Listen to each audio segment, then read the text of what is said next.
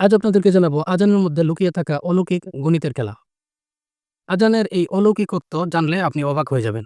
তো চলুন দেখে নিই আজানের অলৌকিকত্বগুলো কি, কি? আজানের ১ম শব্দ হচ্ছে আল্লাহ এবং শেষ শব্দ হচ্ছে আল্লাহ। অর্থাৎ আল্লাহই শুরু, আল্লাহই শেষ। পবিত্র কুরআনে আজান শব্দটি এসেছে মোট ৫ বার। আর আমাদের উপর একদিনে ৫ ওয়াক্ত নামাজ ফরজ। আজানের মধ্যে মোট শব্দ রয়েছে ৫০ টি। আর মিরাজের রাত্রে রাসূল সাল্লাল্লাহু আলাইহি ওয়াসাল্লামকে ৫০ ওয়াক্ত নামাজ ১ম এ ফরজ করে দিয়েছিলেন আল্লাহ রাব্বুল আলামিন। পরে তা কমিয়ে ৫ ওয়াক্ত করা হয়। সহিহ হাদিস মতে যদি কেউ ৫ ওয়াক্ত নামাজ দৈনিক আদায় করে তাহলে তাকে ৫০ ওয়াক্ত নামাজের সওয়াবই প্রদান করা হবে। আজানে মোট ১৭টি ভিন্ন অক্ষর ব্যবহার করা হয়েছে।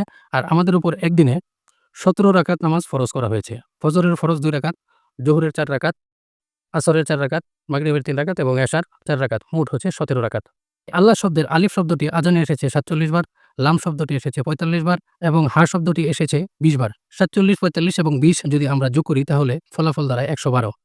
আর পবিত্র কুরআনে ১১২তম সূরা হচ্ছে সূরা ইখলাস, যে সূরায় আল্লাহ রাব্বুল আলামিন তার নিজের পরিচয় তুলে ধরেছেন। তাহলে দেখুন আজানের মধ্যে কত সুন্দর অলৌকিক গণিতের খেলা লুকিয়ে রয়েছে।